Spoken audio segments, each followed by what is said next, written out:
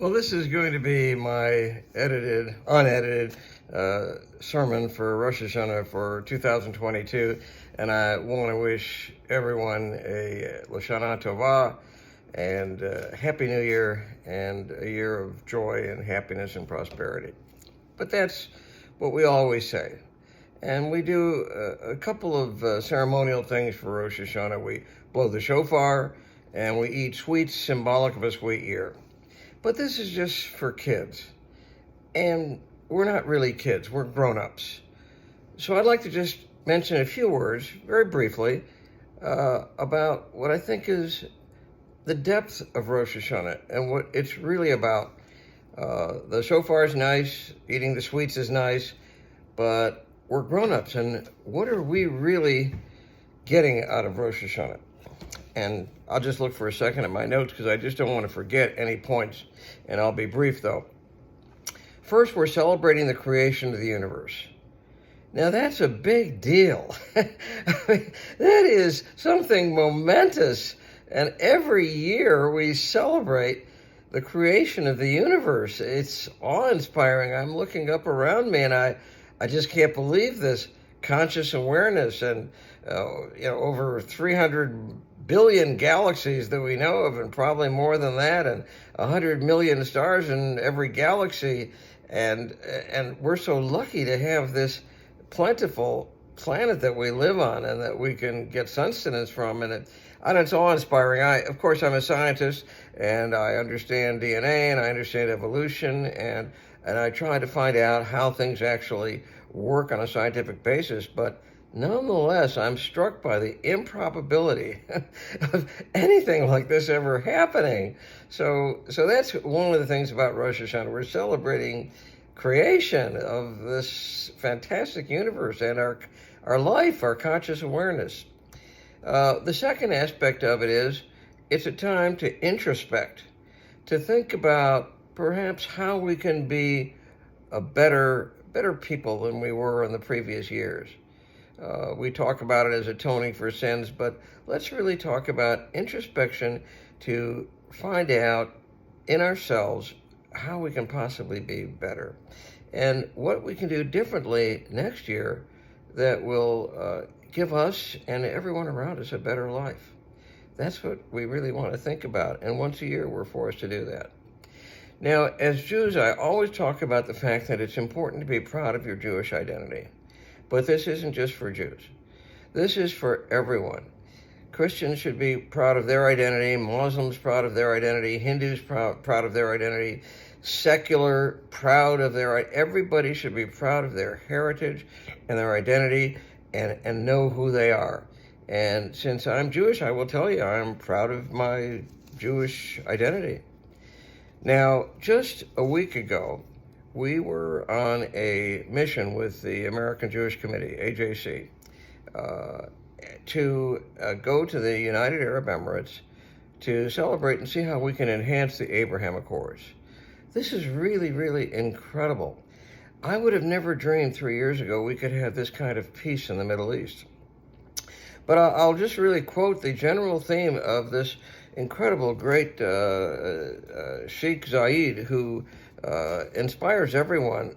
And his view in the United Arab Emirates is we have to find a way for all people, all religions, all views of life to accept each other, live happily with each other, and accept diversity. That was the UAE's guiding philosophy from their great sheikh who united all of the Emirates. And in fact, they're building on one campus a church, a mosque, and a synagogue as a symbol that at least everyone can live together in harmony. And so we're very excited about this, and we hope this peace spreads throughout the entire Middle East, to Oman and Saudi Arabia, and to the Palestinians, and even beyond there to other Muslim countries such as India, Pakistan, and Indonesia, so that we really have great relations between people. So that was the theme I picked up at this meeting with some of these amazing people in the United Arab Emirates that we really admire. Now, I would like to say that in terms of the creation of the universe and what we are, Arya Kaplan wrote this book that is entitled If You Were God. So the question when we think about our scientific understanding of the world and the fact that we really don't see God, I'm looking around outside and we don't see him, of course. Well, Arya Kaplan said, if you were God, what would you do?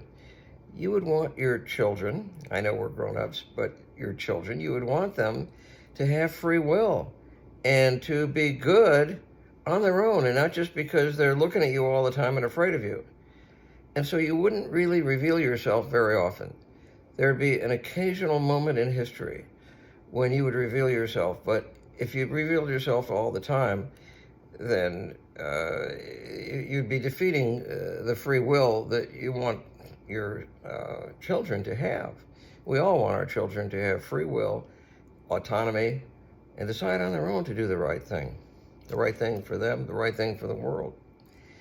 And there's a lot of secular feeling now that science disproves the nature of God, and of course it's not true.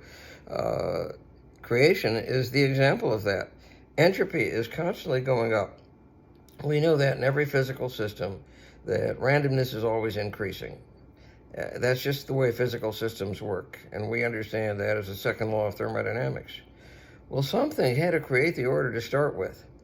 And so that's puzzling. How did order really begin? And so science really doesn't negate creation. What about evolution? Well, if you were God, could you think of a more clever way of allowing this incredible life and earth to develop with all our plants and animals and insects and everything interacting, and the fact that we have this perfect atmosphere for surviving in? Could you think of any other better way of creating this than just the magnificent simplicity of the DNA, which it boggles my mind to think that this could actually just have happened, because it would violate the second law of thermodynamics. So I would just point out that science, which I am a strong advocate of, we do it all the time. We do experiments with DNA, and we're creating stem cells, and from those stem cells we're creating eggs and sperm. So I mean, we're doing pretty amazing things, but that doesn't really negate the fact that God gave us this ability to understand our universe and to work with it to make things better for everyone. And that's what we're trying to do. So, 20 to 30% of Nobel Prizes have been won by Jews, actually, which is shocking because we represent such a tiny percent of the Earth's population. And I think it's because this intense idea of curiosity. Always try to understand the world around you. Never just bury yourself in a belief system, but look all around you and try to understand that world. And I will tell just a brief anecdote to summarize the end of my sermon. And my grandson, Chaim, in Israel, when he was a little kid, said to his father, I'm sorry, I forgot what I wanted to say. And his father, my son, said, well, don't worry, because if it's important, you'll remember it. And Chaim said, but what if it's not important? And that sounds so funny, but the truth is, let's be curious about everything. Let's try to understand the entire universe. Let's never let our curiosity be dulled by habit and blind acceptance. And so the Jewish philosophy of religion is, don't just go by blind acceptance. Figure things out and look deeply at your surroundings and understand with awe the spectacular nature of this life we've been given. And celebrate the creation, and let's try to make ourselves better people over the next year. So thank you very much for listening. I'm sorry we can't be together. It's still COVID virtual communication, but next year we hope we'll all be together, praying together and having our wine and our sweets together and talking about beauty of the universe. Okay. Shana Tova.